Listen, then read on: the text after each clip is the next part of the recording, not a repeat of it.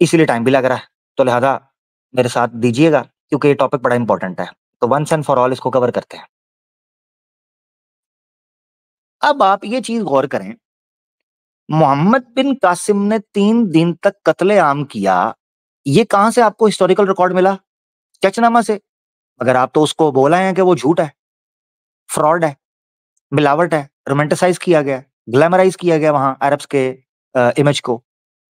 फुतुहुल बुल्दान वो तो अरबों की लिखी हुई है। ये तो स्टार्ट में आप लिख दिया है, आपने बोला है कि चचनामा को इसलिए आप नहीं मानेंगे, ऑथेंटिक नहीं है, क्योंकि ये सकीफ के कबीले का ही मैन्युस्क्रिप्ट है, तो अपने लोगों। और इन्होंने एग्जाम्पल पता क्या दिया है?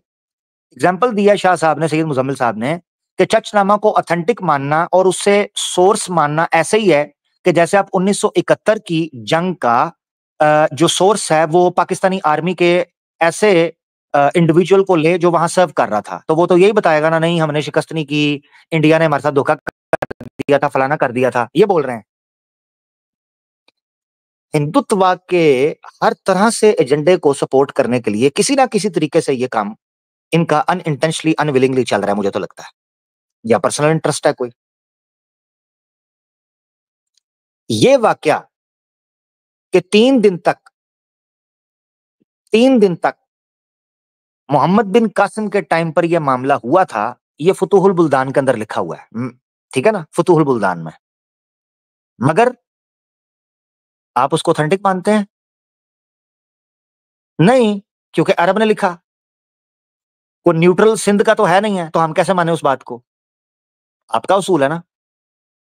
दूसरी चीज, मोहम्मद बिन कासिम के बारे में फुतुहुल बुल्दान में आगे भी ये चीजें लिखी हुई हैं कि उसने 3 दिन तक जो मैसेकर किया, जो मर्डर किया था, वो लोग थे जो जंगजू थे, क्योंकि वहां 6,000 बल्कि एक रिकॉर्ड के मुताबिक 10,000 के करीब ऐसे मर्चेंट्स थे, ऐसे ट्रेडर्स थे और ऐसे एग्रीकल्चर एक्सपर्ट्स थे, या जो बिजनेस वहां पर कर रहे थे, ऐसी कम्युनिटी जिन्होंने कोई इन्वॉल्वमेंट नहीं शो की थी जंग के अंदर, मोहम्मद बिन कासिम ने उनको हाथ तक नहीं लगाया था, हाथ तक नहीं लगाया। 10,000 के करीब ऐसे लोग थे। अब उन लोगों को रगेदा जो जंग के अंदर शामिल थे, अगर फतुहुल बुल्दान के इस अकॉर्डिंग इस चीज को माने, ठीक है ना, इसको माने, तो ये कह रहे हैं जनाब फलां फलां किताब के अंदर ये चीज लिखी हुई है। ये किताबें क्या राजादार के जमाने में लिखी गई हैं? A page from history in the shadow of history, ये राजादार के जमाने में लिखी हैं। मैं जी कोई हवाई बात नहीं कर रहा, आप वहां मौजूद थे सैयद साहब, मुजम्मिल साहब, कैसे बात कर सकते हैं आप? हिस्ट्री इज हिस्ट्री, उसको ऐसे पेश करें जैसे वो है। मगर अफसोस, जब राजा दाहिर को डिफेंस करना होता है तो उस वक्त आप चचनामा को नहीं मानते, फिर आप अपने सोर्सेज पेश करते हैं, और वो सोर्सेज भी हवाई होते हैं कि कहां ये सब था, क्योंकि हिस्ट्री तो मौजूद नहीं। और जब आपने मोहम्मद बिन कासिम के ऊपर तनकीद करनी होती है तो फिर चचनामा भी आपके लिए ऑथेंटिक हो जाता है, फतुहुल बुल्दान भी ऑथेंटिक हो जाती है, मगर जब एप्रिसिएशन हो रही होती है कि उसने अच्छे काम क्या किए, तब आपको वो चीज कबूल नहीं होती। आगे बढ़ते हैं, अब इनके घर से मैं दिखाने लगा हूं कई चीजें। एक और किताब आप पढ़ सकते हैं जिसका नाम है in the shadows of history by Mubarak Ali. ठीक है, हम तो बाहर बैठ के बता रहे होते हैं कि सिंधियों हम आपको बताएंगे आपकी तारीख क्या है, तो वो खुद क्या कहते हैं ये भी पढ़ लेना चाहिए। तो ये सारे अकाउंट्स इस बात को काउंटर चेक कर सकते हैं इससे पहले कि आपने मुझ पे इल्ज़ाम लगा। ओ भाई, हम उनसे पूछें सिंधियों से तो सिंधी भी तो बायस हो जाएंगे ना। अब सोर्स तो है नहीं अर्ली टाइम्स का, और हिस्ट्री वो क्यों नहीं लिखते थे सैयद मुजम्मिल साहब, इसको मैं एक्सप्लेन कर चुका हूं। प्रेस्टिजियस हिस्टोरियन डॉक्टर मुबारक अली साहब ने ये बात की है in the shadow of history के अंदर, पेज नंबर 120 से ऑनवर्ड्स। उन्होंने कहा है कि सिंध में तो हिस्ट्री लिखी नहीं जाती थी जब तक मोहम्मद बिन कासिम नहीं आया। तो हमें कैसे पता चलेगा अर्ली अकाउंट्स क्या हैं हिस्ट्री रिकॉर्ड में? हमें कैसे पता चलेगा? वो तो है ही नहीं। ठीक है, अब मोहम्मद बिन कासिम के बाद सिंध के अंदर से कैसे कैसे लोग उठे हैं, इसका देख कर सिर्फ एक चावल चेक करवाऊंगा बाद में, एंड में, अगर मुझे याद रह गया तो। अगर अभी ये हम करते हैं तो कहते हैं सिंधियों की बात भी सुन लें। सिंधियों की बात हम बिल्कुल सुनेंगे। सिंध कौम के साथ जहां जुल्म और ज्यादती हुई है, या जिस कौम के साथ जुल्म और ज्यादती हुई है, हम उनके साथ खड़े हैं, मगर इस कॉस्ट के ऊपर नहीं कि आप अपना झूठा और अपना जो है ना वो एक अजीब किस्म का नैरेटिव जो है वो हमें फीड और स्पून करना और इंजेक्ट करना शुरू कर दें, जो कि हिंदुत्व आइडियोलॉजी को भी सपोर्ट करता है और आपकी सेकुलर लॉबी को भी। उसको कैसे कबूल कर लें?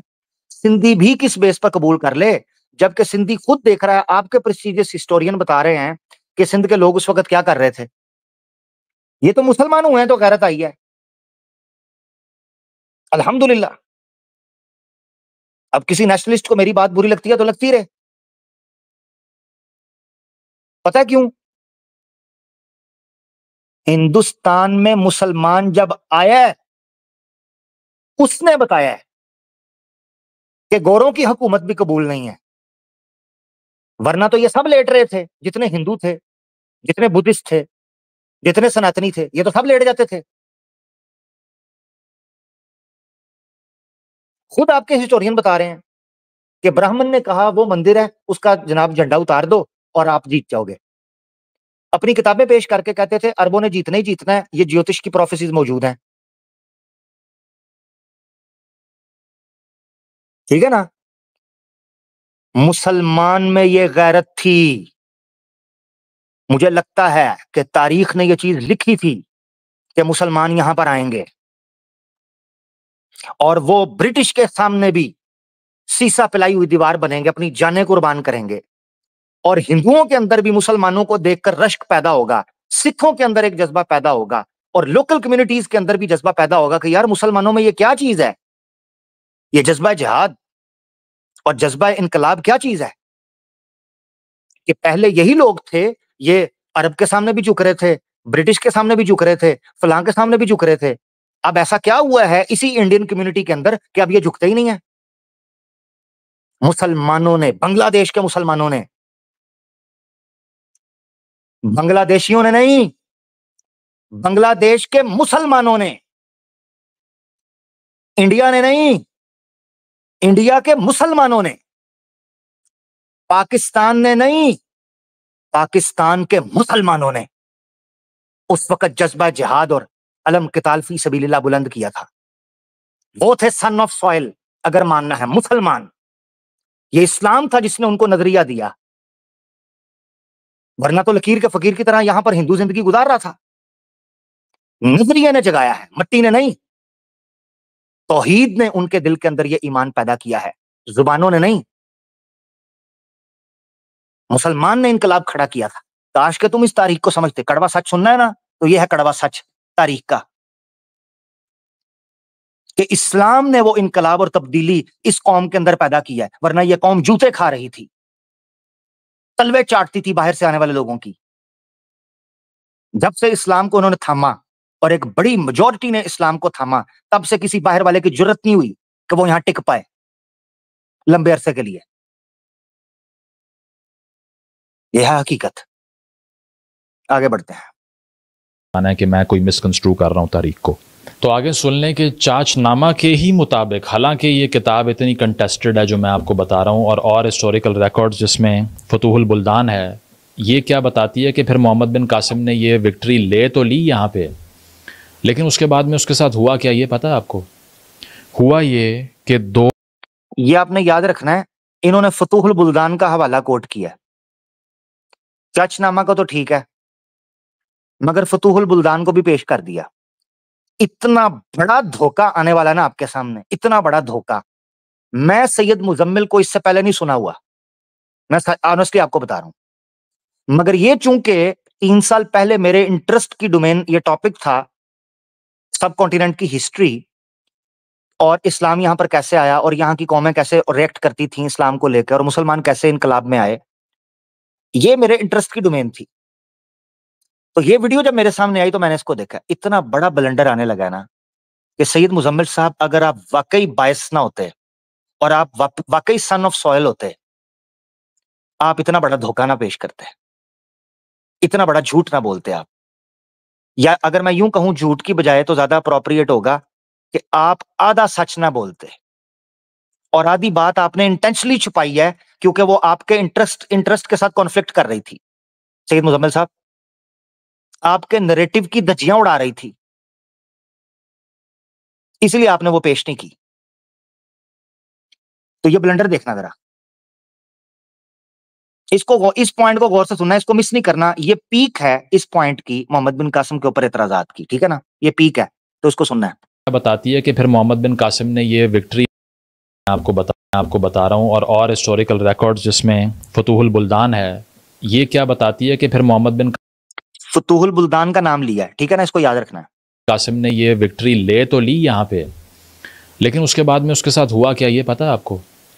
हुआ ये कि दो शहजादियाँ जो कि राजा दायर के घर में मौजूद थीं, उनकी बेटियां दोनों, उनको जब उन्होंने ज़बरदस्ती अरेस्ट करके, क्योंकि आपको पता है कि यहाँ पर इस तरह की प्रैक्टिस थी वॉर के बाद कि स्लेवरी और ये सब बना लिया करते थे, तो उन दोनों को वापस भेजा हजाज बिन यूसुफ के पास, और उन्होंने आगे वलीद बिन अब्दुल मालिक जो उस वक्त खलीफा थे वहाँ पे उमैयद, वहाँ पर भिजवा दिया उन दो ख़वातीन को। तो होता इस तरह से है कि उन दो ख़वातीन में से एक ख़ातून खलीफा साहब फरमाते हैं कि ये खूबसूरत है और he would like to be intimate with her, तो वो आगे से ये याद रखना आपने, ठीक है ना, ये पॉइंट आपने याद रखने हैं सारे। एक एक चीज को नोट करना है, चचनामा के साथ साथ इस वाक्य को फतूहुल बुल्दान पर भी जड़ा इन्होंने, ये जो दो बेटियों वाला वाक्य है। और आगे कह रहे हैं कि बादशाह के पास जब पहुंचे तो बादशाह ने कहा दोनों में से ये खूबसूरत है, मुझे इसके साथ फिजिकल होना है। दोनों में से ये खूबसूरत है इसलिए मुझे इसके साथ फिजिकल होना है। तारीख के साथ झूठ ना बोलो। जो गलत है हम उसको गलत कहने के लिए तैयार हैं, मगर तुम्हारे गलत को हम सही कहें और तुम्हारे सही को गलत, इसको उसूल की बुनियाद पर परखेंगे ना।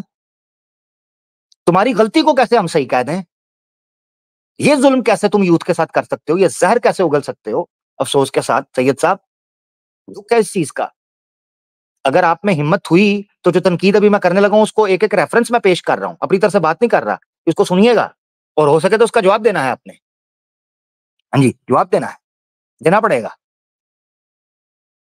तो क्या कहा जी, दोनों बेटियों को वहां भेजा हज्जाज बिन यूसुफ के पास, ठीक है जी। और खलीफा ने उस वक्त जो वलीद था उसने ये कहा कि दोनों में से प्यारी ये है, ये मेरे हवाले कर दो, इसके साथ मैं फिजिकल होना चाहता हूं, ठीक है ना। ये जुमले इन्होंने बोले हैं, हकीकत आपके सामने आएगी, टेंशन नहीं है, सुने जरा। ये बताती हैं कि दरअसल वी हैव ऑलरेडी पास, और उन्होंने आगे वलीद बिन अब्दुल पास, और उन्होंने आगे वलीद बिन अब्दुल मालिक जो उस वक्त खलीफा थे वहाँ पे उमैयद, वहाँ पर भिजवा दिया उन दो ख़वातीन को। तो होता इस तरह से है कि उन दो ख़वातीन में से एक ख़ातून खलीफा साहब फरमाते हैं कि ये खूबसूरत है और he would like to be intimate with her, तो वो आगे से ये बताती हैं कि दरअसल we have already spent 3 days with Muhammad bin Qasim. इस बात के ऊपर वो तैश में आ जाते हैं कि इनकी जुर्रत कैसे हुई कि मुझसे पूछे बगैर मोहम्मद बिन कासिम ने ये हरकत की है। तो उन्होंने रिटर्न ऑर्डर कर दिया कि इसको खाल में बांध कर मेरे सामने पेश करो। तो जब वो हुक्म पहुंचा तो कुछ हिस्टोरिकल रिकॉर्ड इसके बाद ये क्लेम करते हैं कि सेक्सुअल वायलेंस का इल्ज़ाम लगा मोहम्मद बिन कासिम पे इस तरह से, और इसीलिए उनको जेल में फिकवाया, टॉर्चर किया और वहाँ उनकी मौत हो गई। नंबर 1 पहला ये है। चाचनामा के मुताबिक ये होता है कि एक गाय की चमड़ी में लेदर में बांध के एक संदूक में बंद करके मोहम्मद बिन कासिम को ले जाया जाता है बगदाद की तरफ, और रास्ते में उसकी मौत वाक़ई हो जाती है। इन दोनों में से किसी एक को भी मान लीजिए तो आप मुझे बताएं कि ये विक्टोरियस रिसेप्शन है, कि जिस रियासत के लिए उसने ये सारा कुछ किया, according to these books that you keep citing, उन्होंने तो कत्ल करवा दिया उसको फ़ौरन अगले साल ही, और हमारे लिए वो पहला पाकिस्तानी बन गया। इस पे भी ज़रा तालियां बजा दें अगर आपके पास वक्त है तो। अगर आपने ले जी, तालियां बजाने लगे हैं सैयद मुजम्मिल साहब, तालियां बजाने लगे हैं। अब ब्लंडर्स नोट करने, ये सबसे बड़ा ब्लंडर है, और मैं ऑनेस्टली आपको बताऊं, जब मैंने ये ब्लंडर इनके मुंह से सुना ना, मुझे दुख हुआ कि ये लोग हैं कि जो जिनकी बड़ी ऑडियंस हिंदुत्व वाले हैं, कमेंट सेक्शन से पता चलता है, और ये लोग इतना सख्त झूठ बेच रहे हैं, और इस्लामोफोबिया अपनी पीक के ऊपर है। ये लोग इंडिया के मुसलमानों के लिए थ्रेट बन चुके हुए हैं। इतना बड़ा झूठ, इतना बड़ा झूठ, इतना बड़ा झूठ। अब ब्लंडर्स काउंट करते जाएं, फिर क्लैपिंग करते हैं एंड में। पॉइंट नंबर 1, फतूहुल बुल्दान में ऐसा कोई वाकया नहीं है। फतूहुल बुल्दान पर झूठ बांधा है? अगर है तो मेरे सामने पेश करें, मेरे नॉलेज में इजाफा होगा। थैंक यू सैयद मुजम्मिल साहब। चचनामा के अंदर वाकया है, मगर उस बारे में झूठ बोले। पहला झूठ, इन्होंने कहा बादशाह ने दो बहनों में से ये कहा, वलीद ने, जो उस वक्त मलिक था, उसने कहा दोनों में से ये खूबसूरत है, मुझे इसके साथ फिजिकल होने दे, ये खूबसूरत है। ये झूठ बोला, अभी आपको दिखाता हूं। तीसरा झूठ कि मोहम्मद बिन कासिम उनके साथ फिजिकल हुआ था। ये चचनामा के अंदर इस बंदे ने पूरा वाकया ही गोल कर दिया, पूरा वाकया गोल कर दिया। ये मोहम्मद बिन कासिम के ऊपर उन्होंने झूठा इल्जाम लगाया था, ये चचनामा के अंदर पूरा वाकया लिखा हुआ है। खुद मानती हैं वो लड़कियां कि हमने मोहम्मद बिन कासिम पे झूठा इल्जाम लगाया है। इतना झूठ, इतना झूठ। मुझे इतना दुख हुआ कि ये इंटेलेक्चुअल्स के तौर पर और जनाब एकेडमिक्स के तौर पर सामने पॉपअप हुए हैं और हिंदुत्व को ये नैरेटिव बेच रहे हैं, पाकिस्तानियों को ये सेकुलर बनाने की और सन ऑफ सॉइल्स की बात कर रहे हैं। इतना बड़ा झूठ बोला है। चचनामा कोई अगर कोट करना था तो पूरा कोट करते। अब मैं कोट करता हूं। पहला झूठ मैंने आपको बता दिया, फतूहुल बुल्दान के अंदर ऐसी कोई डिटेल नहीं है मोहम्मद बिन कासिम की डेथ के बारे में। यह बताया जाता है उसको अरेस्ट किया। हाँ, एक और झूठ, अगले ही साल मोहम्मद बिन कासिम को अगले ही साल वो खाल के अंदर लपेट कर उसको मरवा दिया गया था, या वो मर गया रास्ते के अंदर, बोथ सिचुएशन में अगले ही साल। ये जुमला गौर से सुनना है, ये सारे ब्लंडर एक एक करके मैं एक्सपोज करने लगा हूं इन्हीं के घर से और इन्हीं के दिए हुए रेफरेंसेस से। ये सुनना जरा। और हमारे लिए वो पहला पाकिस्तानी बन गया। ये सुनना जरा कि जिस रियासत के लिए उसने ये सारा कुछ किया, according to these books that you keep citing, उन्होंने तो कत्ल करवा दिया उसको फौरन अगले साल ही। अगले साल, अगले साल ही। ठीक है, तो अब जरा तालियां मारते हैं, आए थोड़ी सी तालियां पीटते हैं और देखते हैं कि बात क्या है। झूठ की इंतहा, झूठ की इंतहा, इंतहा झूठ की। और कहते हैं कि जनाब हिस्टोरिकल फैक्ट्स हम पेश कर रहे हैं, जिसने गुस्सा करना है वो हम पे ना करे। ठीक है ना। ये देखें आपके सामने, पहले मैं बुक कवर कर दूं, बुक कवर करूं पहले मैं। ये देखें, Chachnama, Chachnama an ancient history of Sindh, translated from the Persian, Fredunbeg की ये ट्रांसलेशन है। इस वक्त 1900 के अंदर छपी थी, कमीशन प्रेस कराची से। ठीक है, चाचनामा। इसके पेज नंबर जा रहे हैं हम 194 के ऊपर, ये मैंने हाईलाइट किया हुआ है। अब पूरा वाकया सुनना है आपने। पहला ब्लंडर क्या था, फतूहुल बुल्दान। मुझे दिखाएं फतूहुल बुल्दान में कहां लिखा हुआ है कि मोहम्मद बिन कासिम ने इन लड़कियों के साथ ये किया था जिस वजह से उसको मौत आई, और अगले साल ही आई। ये झूठ तो मैं प्रेस्टिजियस हिस्टोरियन से अभी एक्सपोज करूंगा। ये देखे जी, यहां से शुरू होता है, सॉरी, मैं एक मिनट, मैंने पूरा वाकया जो है इसको कवर करना है। ये देखें जरा, सॉरी, अपलोड होगी, फाइल बड़ी होती है ना तो वो अपलोड होती है। यहां से मैं पकड़ता हूं तो मैं आपको दिखा देता हूं कि झूठ की क्या होती है।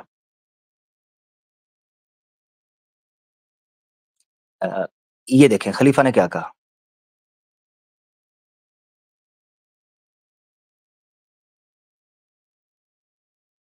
ये देखें, सबसे पहले आपने देखना है कि खलीफ इनके बकौल सबसे बड़ा ब्लंडर ये है कि चचनामा के अकॉर्डिंग वलीद ने ये कहा कि जो दोनों में से खूबसूरत है उसको ले आओ।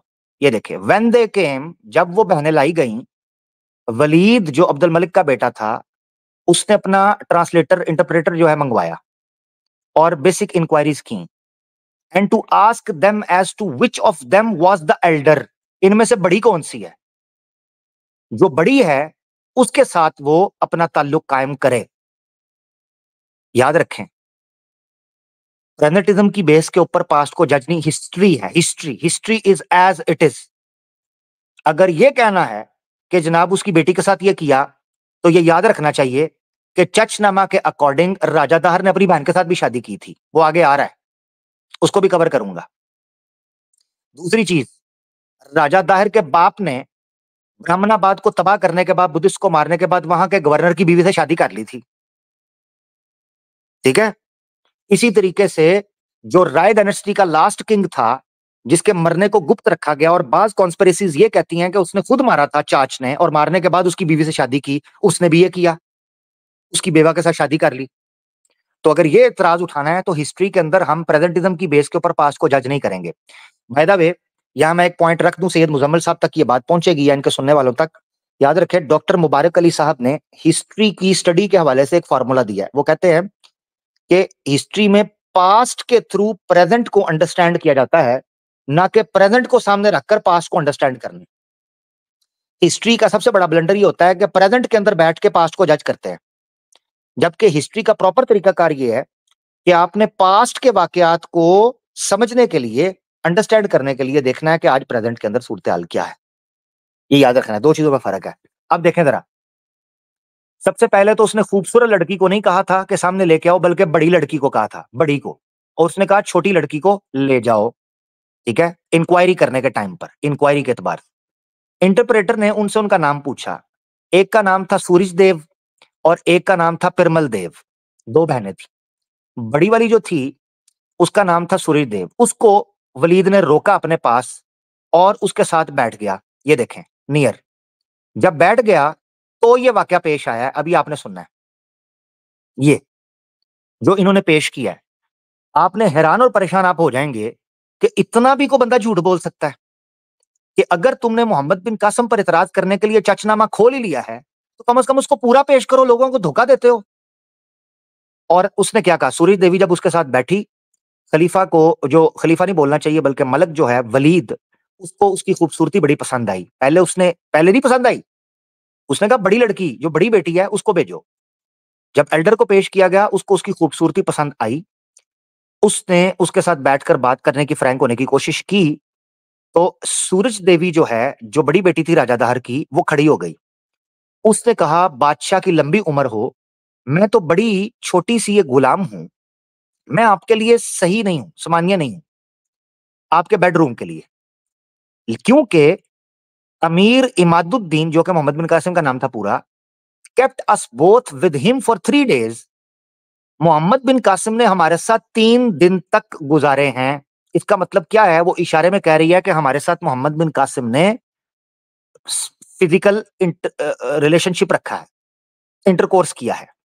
And then sent us to the खलीफा, फिर आपके पास भेजा है। ये जुमला बोला उस बड़ी बेटी ने, बड़ी बहन ने।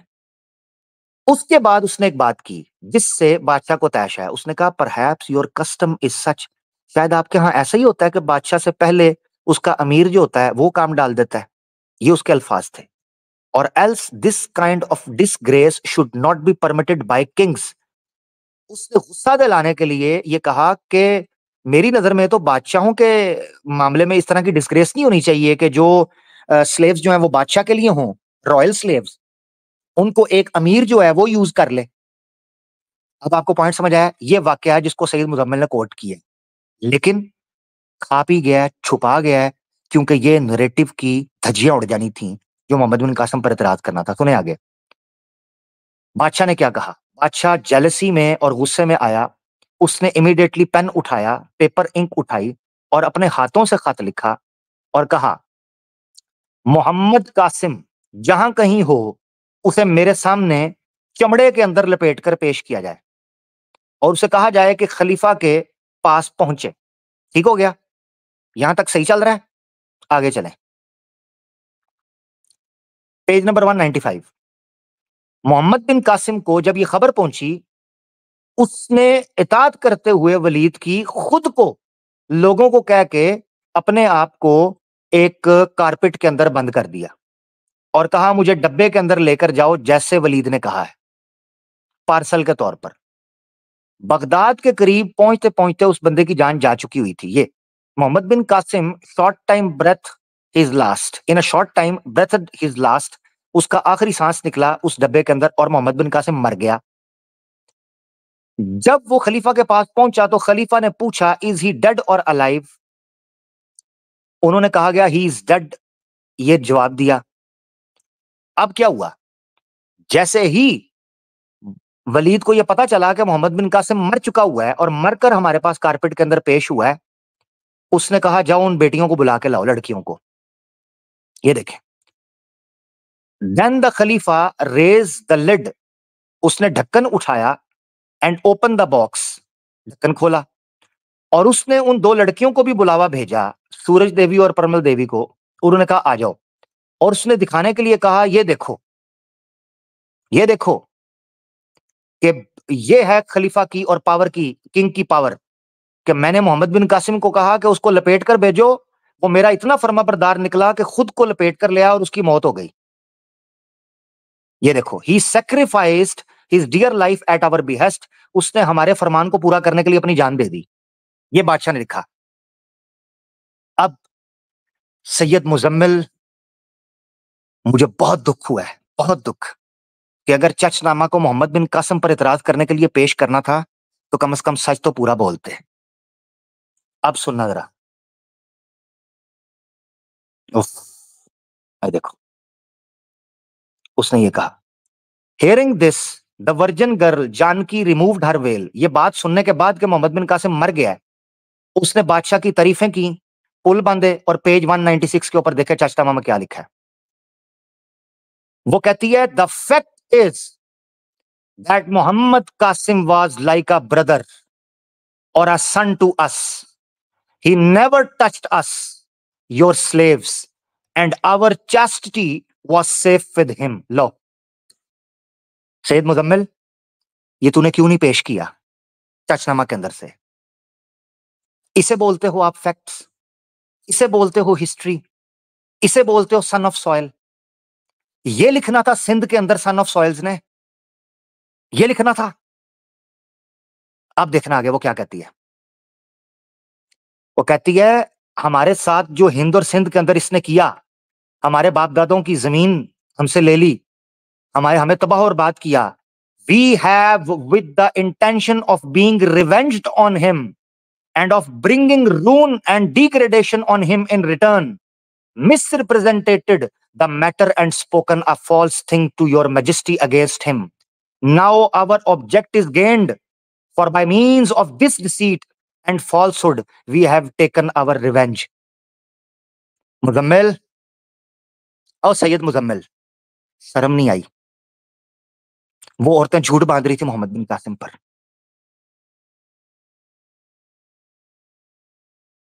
अगर तुमने चचनामा के अंदर मोहम्मद बिन कासिम पर इतराज करना था, कम से कम वो इतराज करते जो उस पर इतराज बनता हो। झूठ तो ना बोलो, तारीख को डिस्टॉर्ट करते हो। तुम्हें पता है तुम्हारी इन हरकतों की वजह से इंडिया के मुसलमान हिंदुत्व आइडियोलॉजी के लिए कैसे वल्नरेबल बनते हैं। मुसलमानों के साथ दुश्मनी करते हो,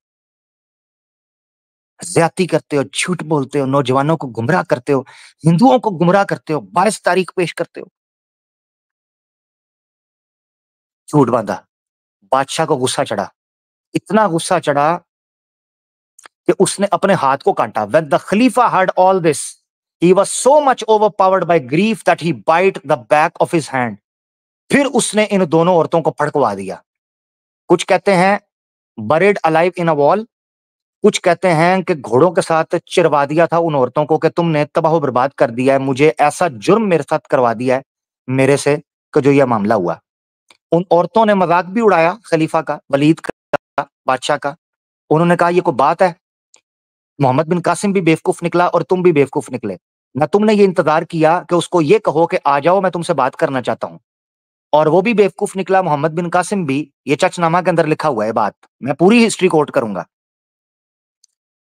तो मोहम्मद बिन कासिम के बारे में उन्होंने कहा कि मोहम्मद बिन कासिम भी ऐसा बेवकूफ निकला कि उसको चाहिए था कि वो तो सच्चा था, उसको भी पता था उस पर यह इल्जाम लगा है, तो वो कहता कि मैं अब कारपेट पे क्यों जाऊं, मैं वहां जाता हूं, तहकीक करूंगा, मगर वो भी मर गया। इससे पता चलता है कि मोहम्मद बिन कासिम किस तरीके से ओबे कर रहा था उन ऑर्डर्स को, कैसे लेकर चल रहा था और कैसा गवर्नर था। ये एक इतना बड़ा ब्लंडर था जो पब्लिक के सामने रखना जरूरी था कि इनकी हरकतें चेक करें। ये है हकीकत